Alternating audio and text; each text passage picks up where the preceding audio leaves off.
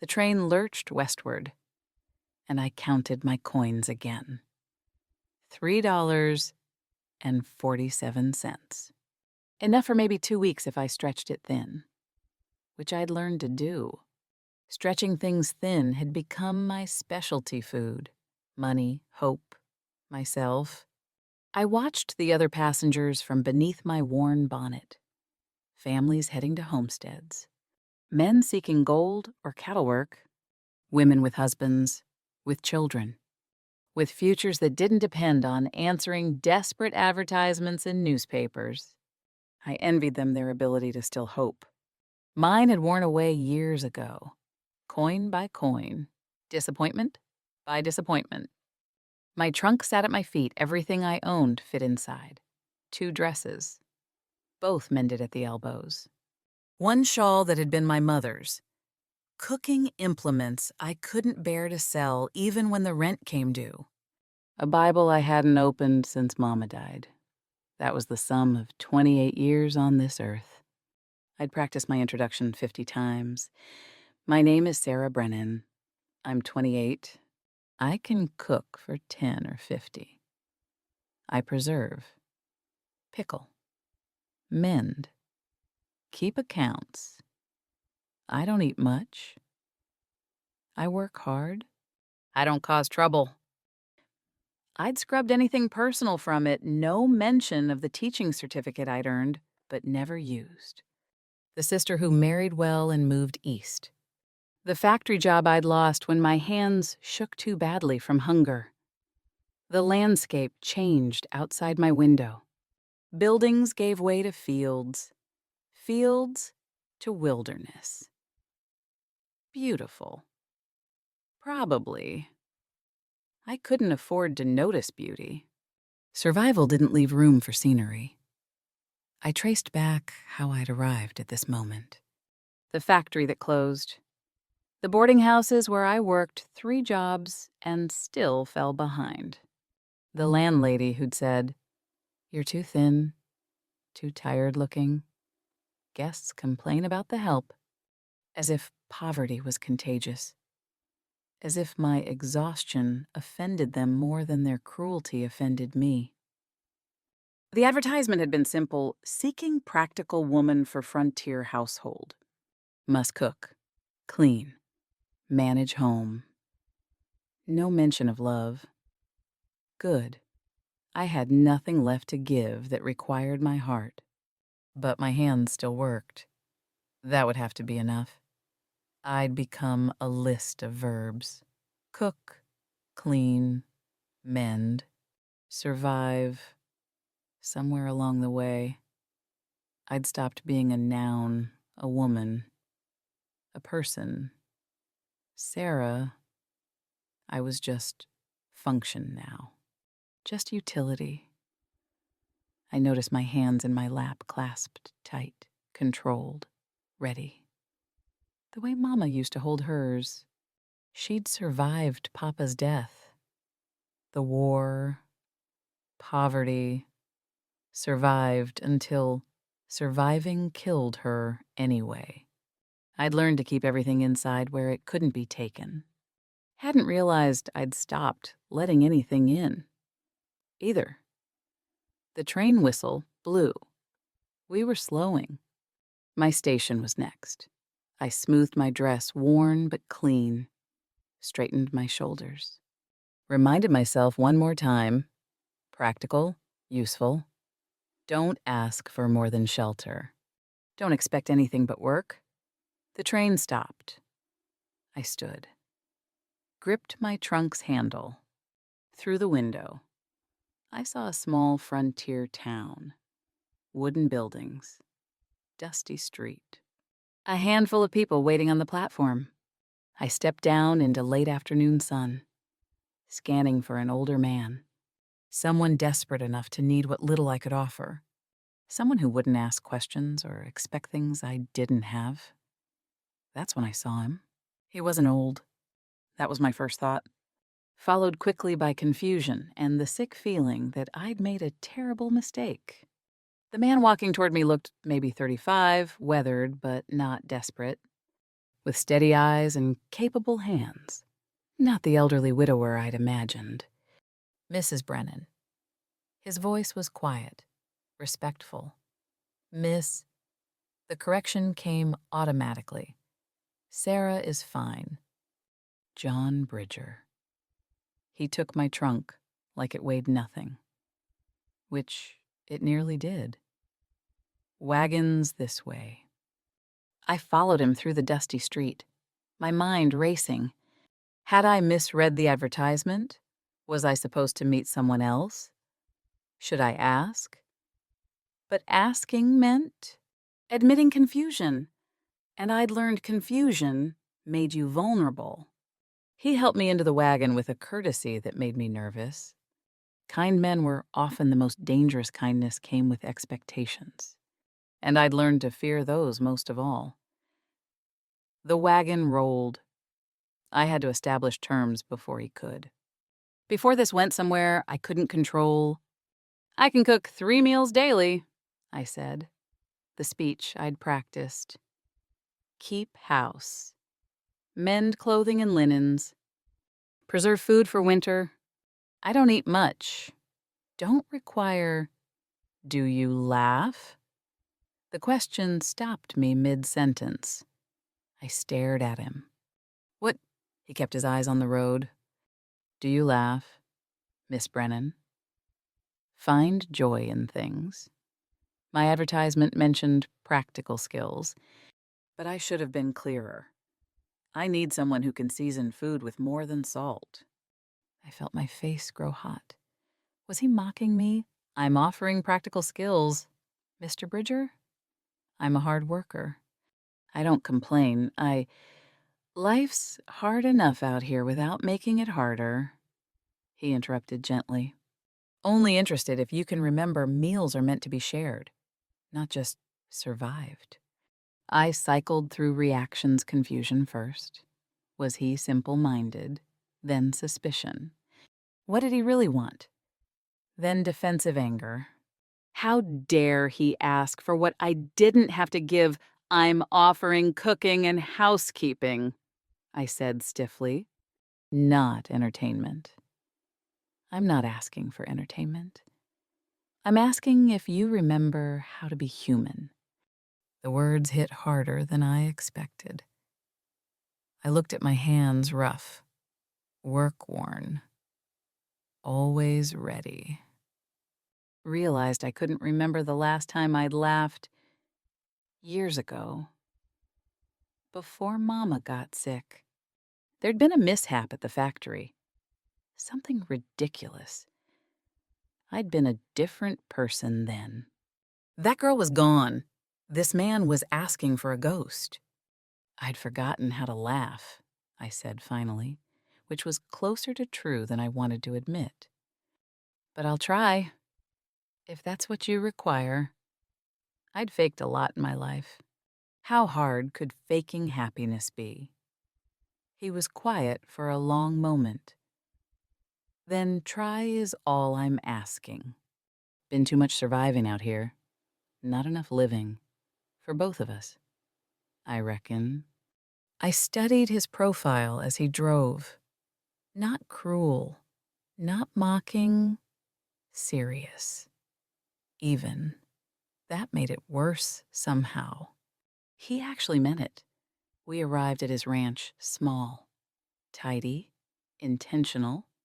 He helped me down from the wagon, and I realized my calculation had been wrong from the start. I'd come prepared to trade cooking for shelter. He wanted something else entirely.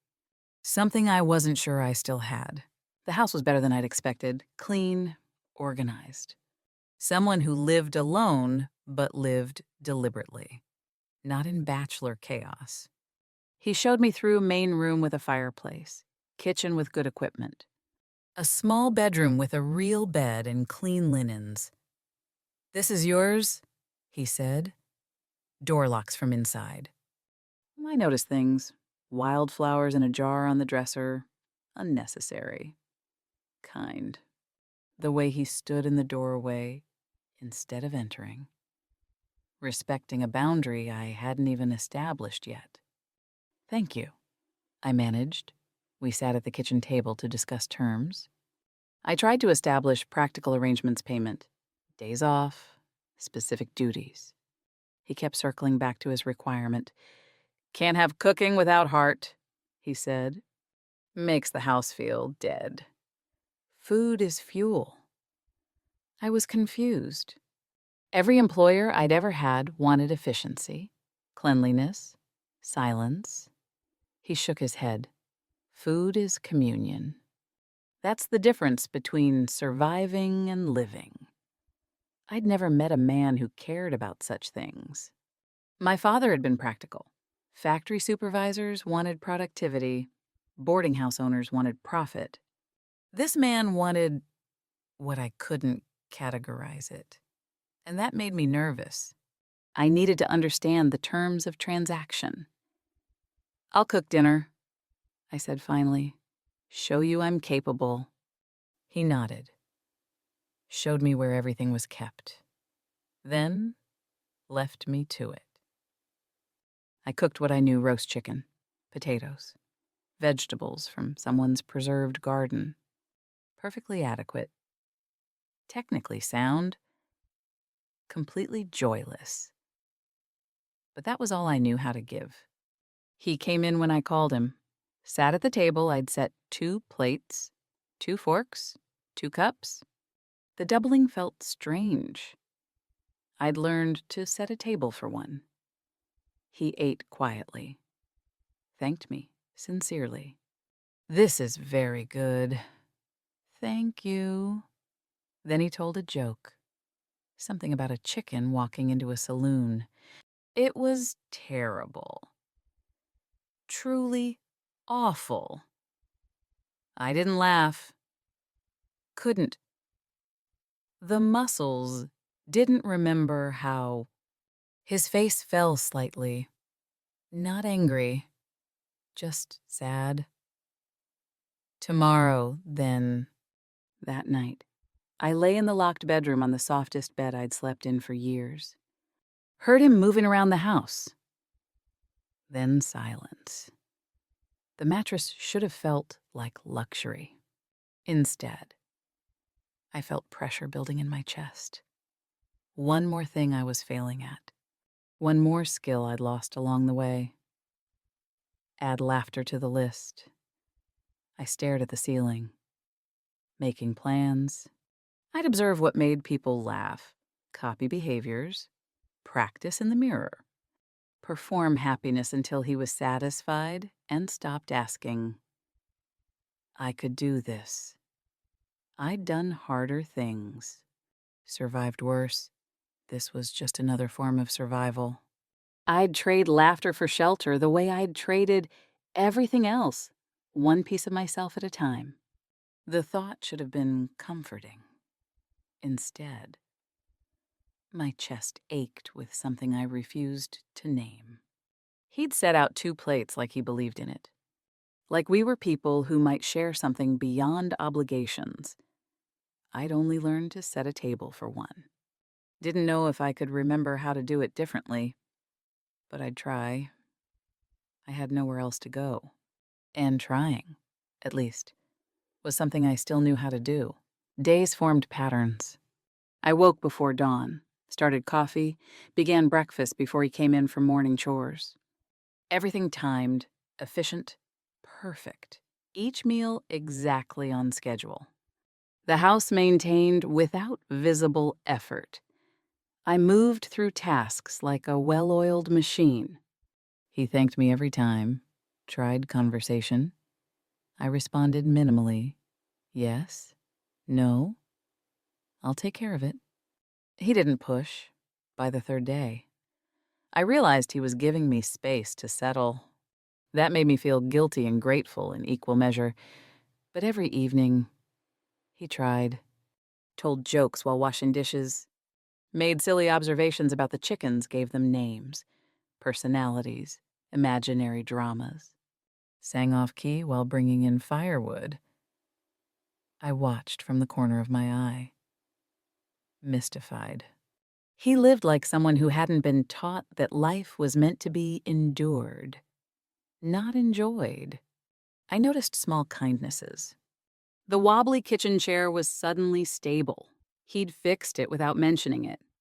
A crate appeared near the vegetables before I could ask for one. Wildflowers kept appearing in jars by windows. When I questioned it, he said, "Empty windows make a house look sad."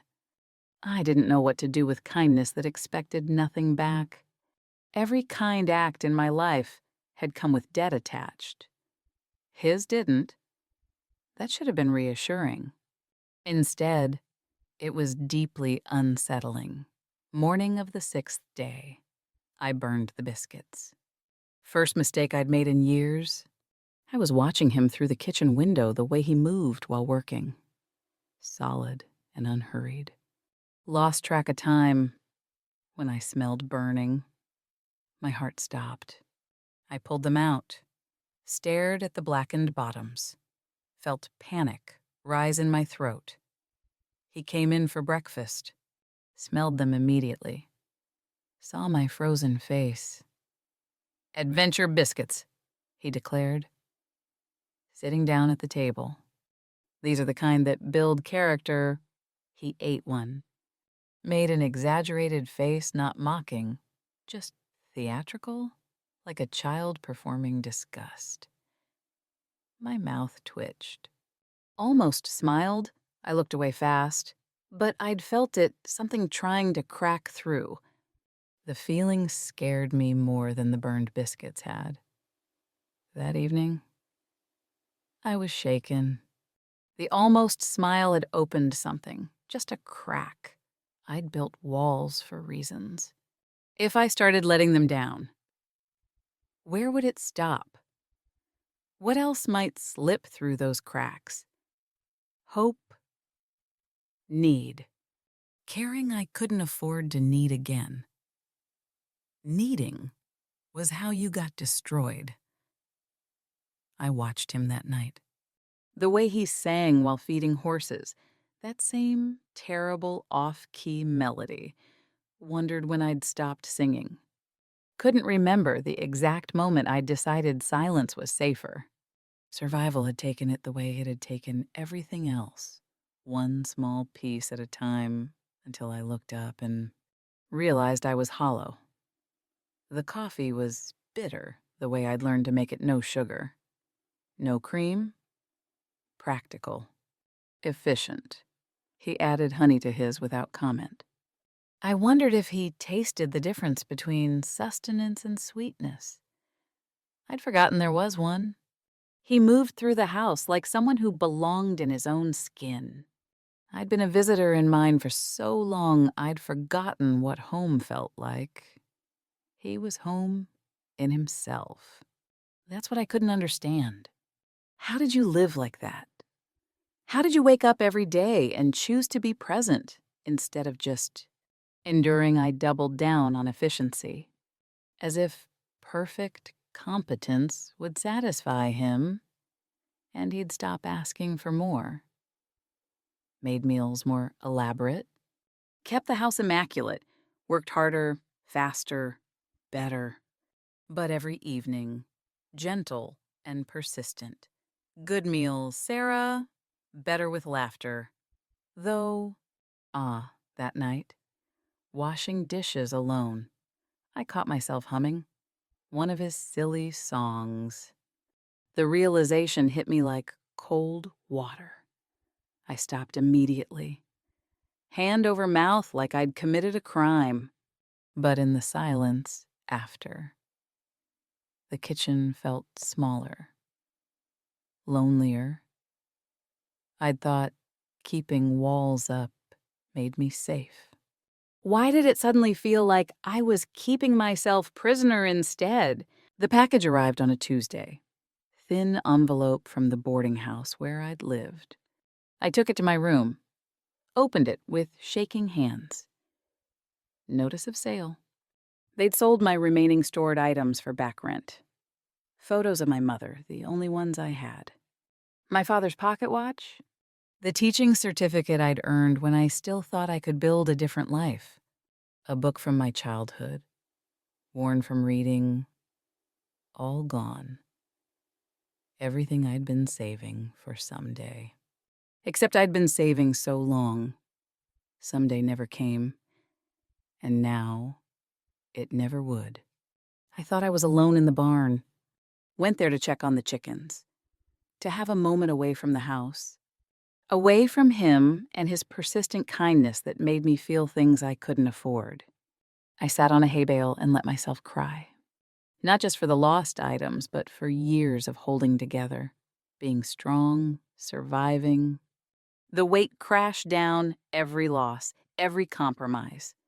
Every piece of myself I'd traded away just to make it one more day. I'd been so busy surviving, I'd forgotten to mourn. Now it all came at once. I heard footsteps. Tried to stop. To hide it. But couldn't. John appeared with eggs from the hen house. Saw me. I scrambled to my feet, wiping my face. "I'm sorry. I'll be fine. I'm fine." He set down the eggs, sat on the hay bale, said nothing, just sat. His presence, not demanding, not fixing, just there made me cry harder.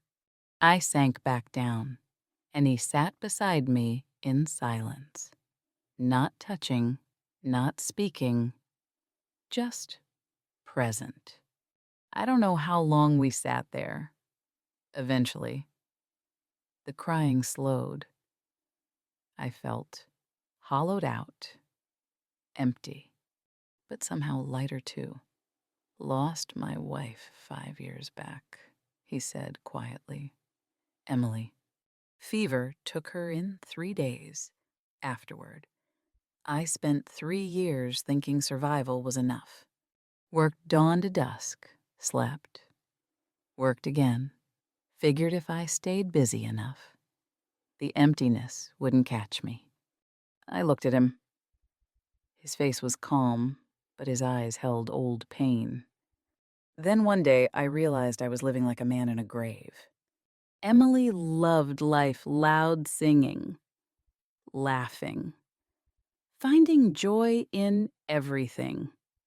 Every moment with her was bright, and I was insulting her memory by living quiet as death, by choosing to be a ghost.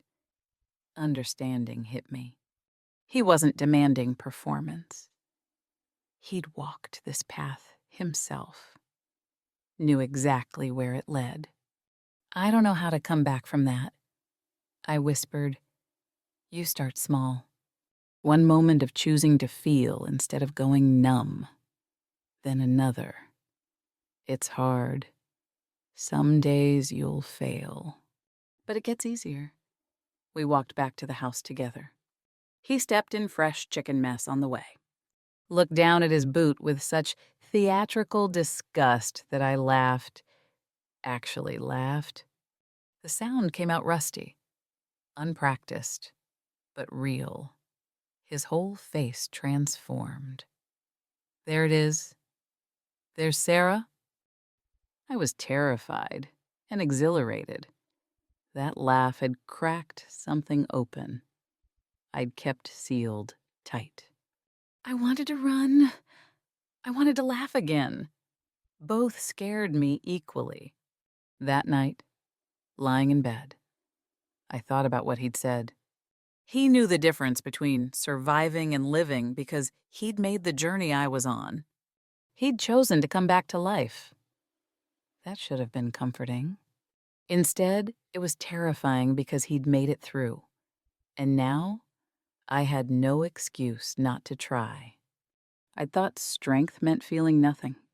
He was teaching me it meant feeling everything and surviving anyway. I didn't know if I was strong enough for that, but maybe I could be. The way he'd looked at me, checking if I was all right without asking, like my father used to. Men and their silences, sometimes the kindest language. I noticed I was smiling slightly. Just a little. And nothing in particular, or maybe at everything. The burned biscuits, his ruined boot. The way he'd said, "There's Sarah," like he'd been waiting to meet her. I'd been so afraid of cracking open, but maybe some things needed to break before they could heal. The snow came wrong. Too early, too hard, too fast. I woke to white everywhere and temperature dropping like a stone. We hadn't prepared for this. Crisis activated something in me, old patterns I'd thought I'd started to leave behind. I moved into survival mode. Inventoried supplies with grim efficiency, calculated rations, checked the animals, all business. No softness. Old habits felt like armor I'd forgotten I knew how to wear. The well froze on the second day. John worked to break the ice while I melted snow for water.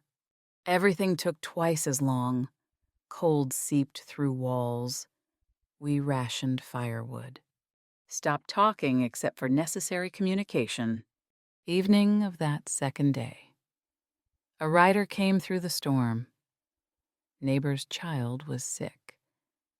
Worsening fast. They needed John's help transporting the doctor through dangerous conditions. 10 miles in a blizzard. He started preparing immediately. I packed his bag with ruthless efficiency, extra clothes, food, rope. Everything for worst case. My hands shook, but stayed steady enough. I couldn't let myself think about what could happen. Sarah. His voice was gentle.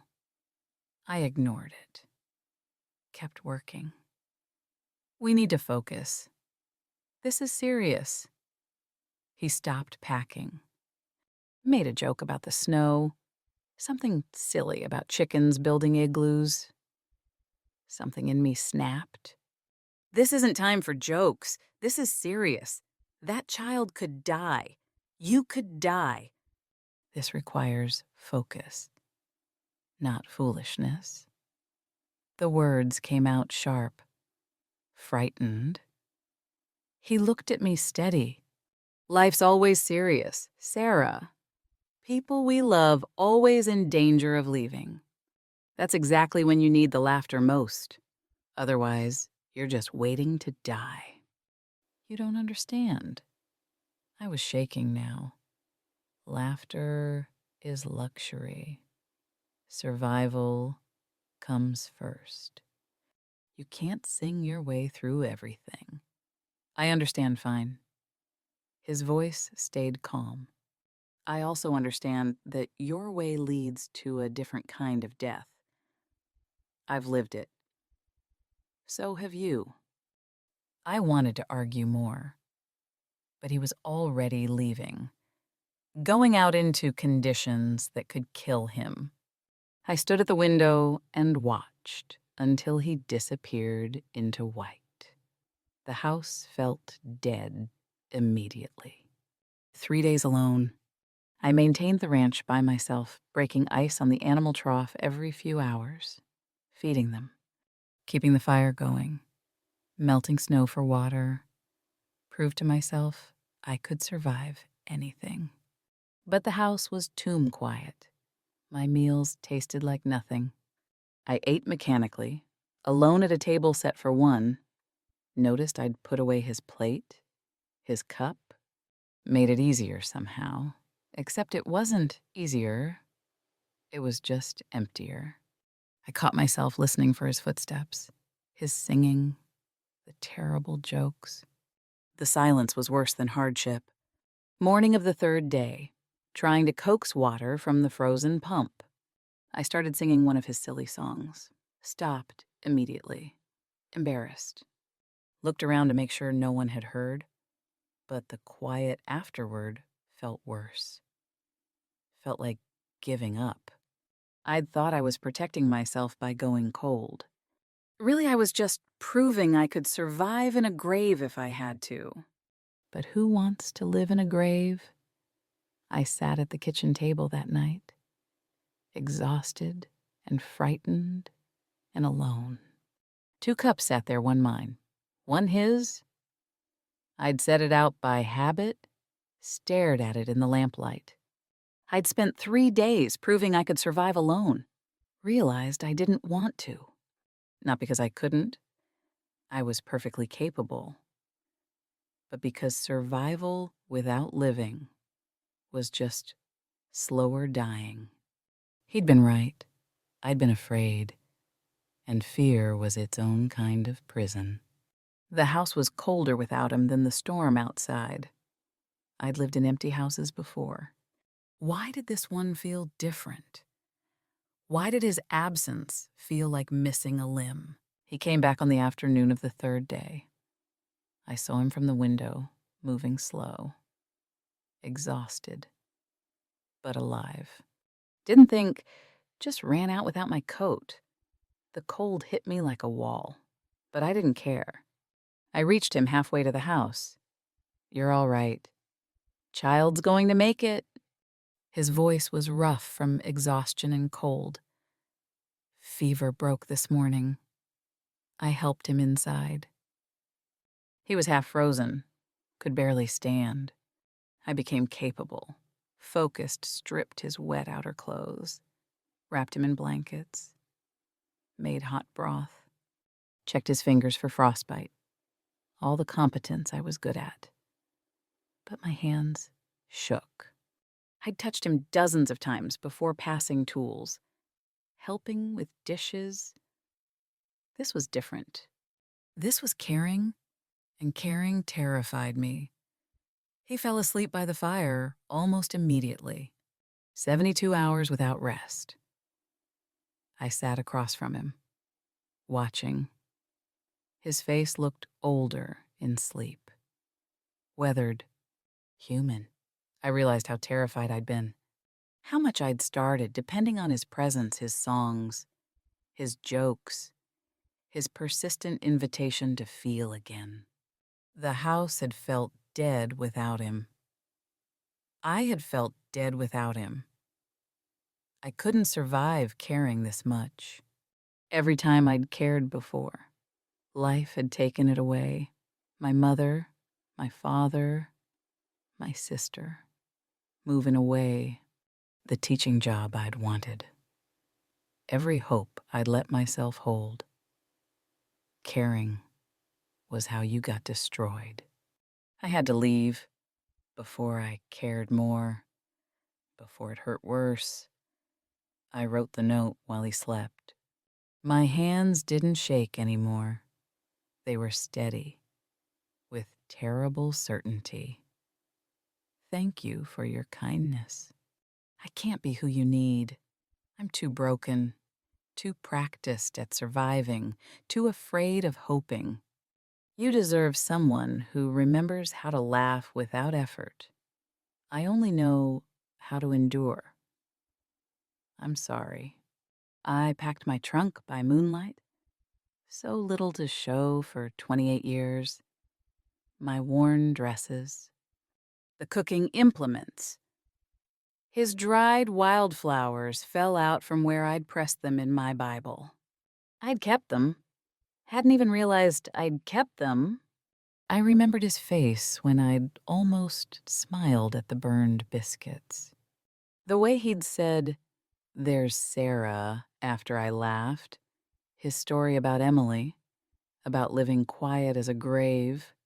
I sat on the bed with the note in my hand and my trunk packed, ready to run the way I always ran when things got too real, too close, too dangerous. But something stopped me. What if surviving isn't enough? What if he's right that living scared is just another way of dying? I'd spent years protecting myself by feeling nothing. What if the real danger wasn't caring but never risking it at all? I'd memorized the pattern of his breathing while he slept. When had I started listening for it? When had his presence become the thing that made the house feel like? Home love was the most dangerous thing I could afford, more dangerous than poverty, hunger, homelessness. Those could only take my life. Love could take my soul. But maybe having a soul required risking it. Mama used to say courage wasn't lack of fear, it was doing the thing despite the fear. I'd been brave about everything except feeling. Maybe it was time to be brave about that too. I didn't know if I could do what he asked. Didn't know if my laughter would ever come easy, if my walls would ever fully come down. But I knew I wanted to try. Not for him. For me, because living scared wasn't living at all. And I wanted to live, finally, desperately. I wanted to live. I unpacked my trunk in darkness, burned the note in the fireplace, watched the paper curl and blacken, sat beside him while he slept, not touching, but close. Tomorrow. I'd tell him tomorrow. I'd choose tonight. I just sat in the quiet and let myself feel everything I'd been running from: the fear, the hope, the terrible, beautiful possibility of letting someone matter. I woke before dawn with my decision solid as stone in my chest. Made breakfast with unusual care, not just competence, but attention. Set the table properly. Put wildflowers in a jar between the plates. He came in cautious. Something in my face must have told him this morning was different. I set the food out. Stood there nervous, hands shaking slightly. Before he could sit, I spoke. Why did the chicken join our household? He stopped, looked at me. I forced myself to continue, face burning, because it heard we needed someone to wing it. Terrible. Forced, awkward, but genuine. My first real attempt at his language. He didn't laugh at the joke. Laughed at something better my trying. His smile came slow, like sunrise. Was that laughter I heard? Sarah, not mocking, wondering. I made myself look at him. I don't know if I remember how to do this. Don't know if my laughter will ever come easy. But I want to try. My voice cracked. I spent 3 days proving I could survive alone. Realized I was tired of just surviving. I took a breath. I want to try living with you, if you'll still have me. He crossed to me, took my shaking hands in his steady ones. Nobody remembers at first. It's like walking after being bedridden. You practice, you fall, you get up, you practice more. His thumb brushed across my knuckles. We'll do it together. I'm still learning, too. We started that day, singing while washing dishes, both of us off-key. Ridiculous. Making up stories about the chickens' dramatic lives, finding humor in small mishaps. I was terrible at it. Self-conscious. Forcing. But he was patient. There you go, he'd say when I almost smiled. That's closer. Slowly. Something loosened. Like thawing after long winter. Painful at first. Then relief. Days passed. Then weeks. I practiced deliberately choosing one light moment daily. Laughing at his jokes, even when they were terrible. Which was often. Eventually making my own. Equally terrible. One evening, I spilled flour all over myself while baking. Looked down at the white covering my dress, the floor, everything. For a moment, old instincts rose waste, mess, failure. Then I laughed. Just laughed. Genuine and surprised and real. Realized afterward I wasn't performing. It was actually funny. I'd actually found it funny. That's when I understood healing didn't require constant seriousness. Joy could coexist with hardship. I stopped viewing meals as transactions.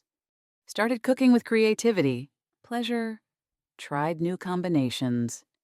Made his favorite dishes not from obligation but affection.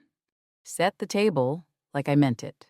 Cloth napkins, wildflowers between plates, care and presentation. Food became celebration of survival, not just fuel for it.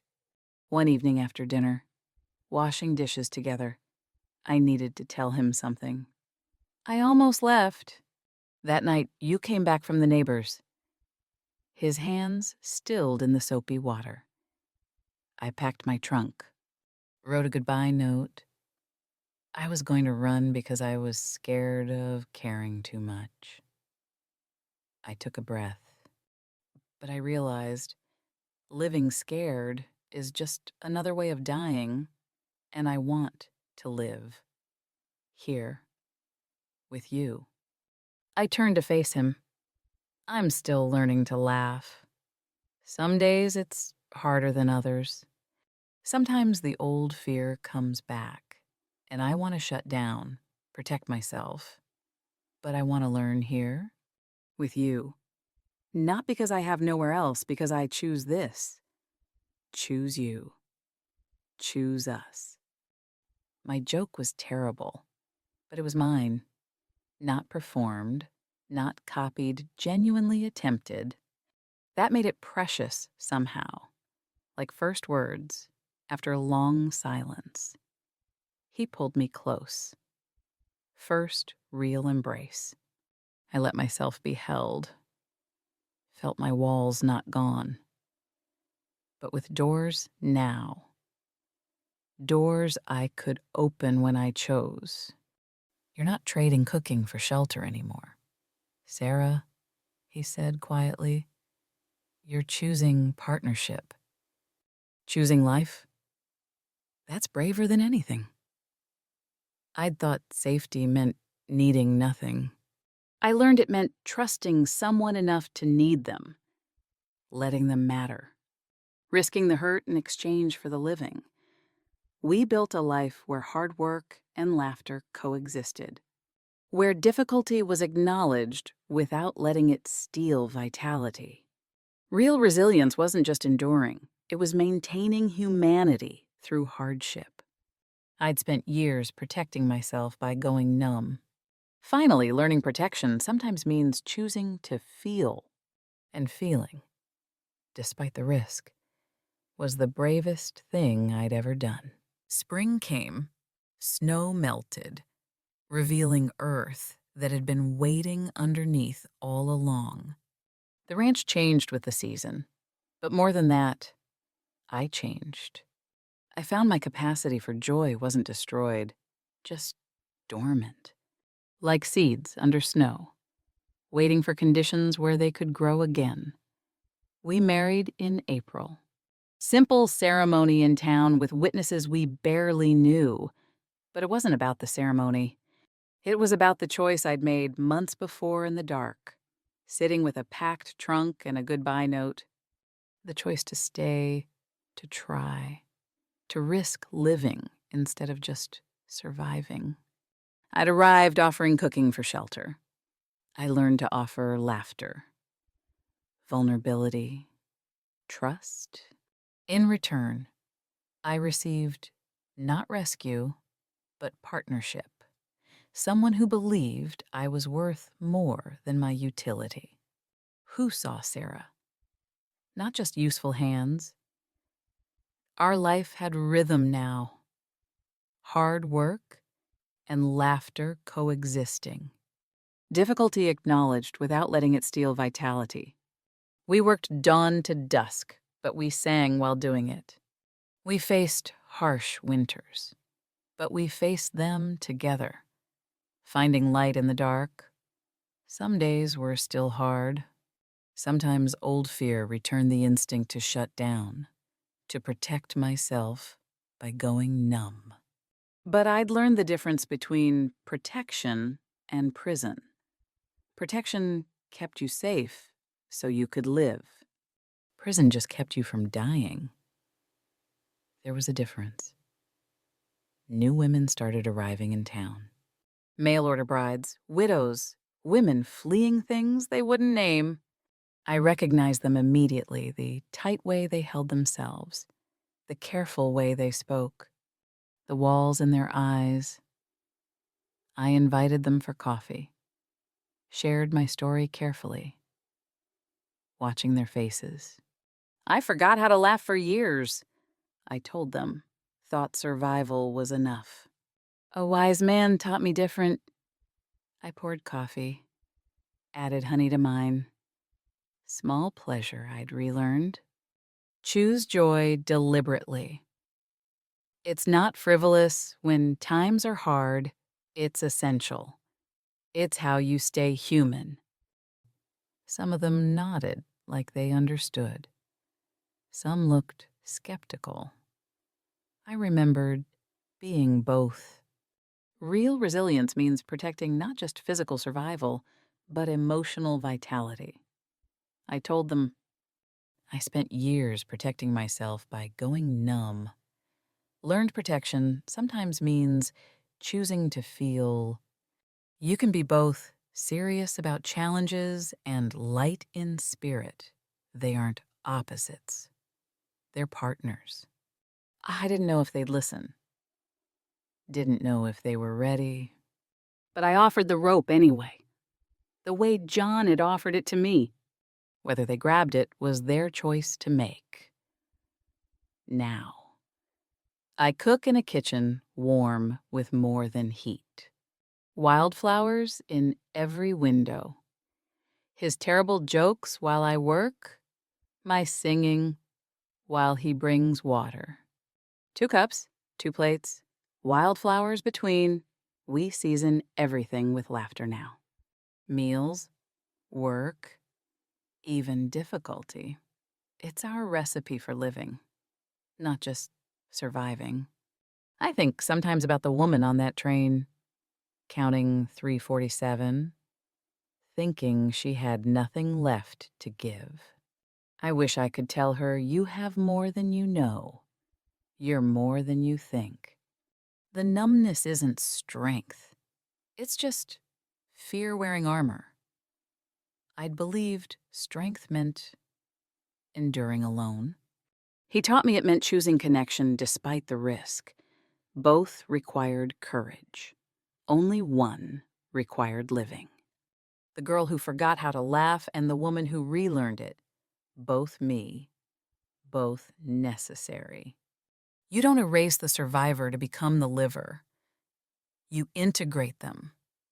The survivor keeps you alive. The liver makes it worth being alive.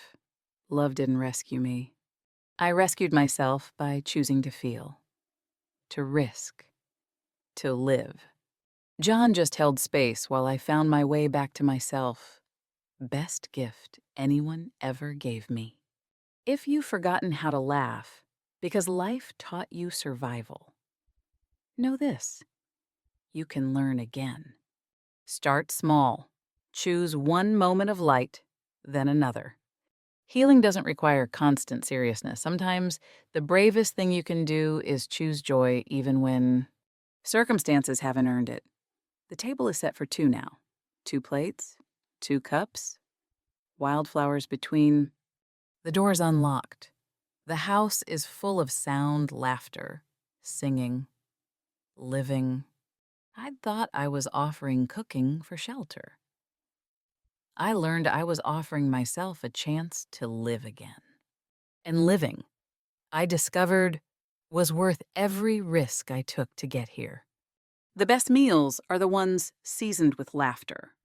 Not because the laughter makes them taste better, though it does, but because laughter means you're alive enough to share them, means you chose living over merely surviving. That makes all the difference.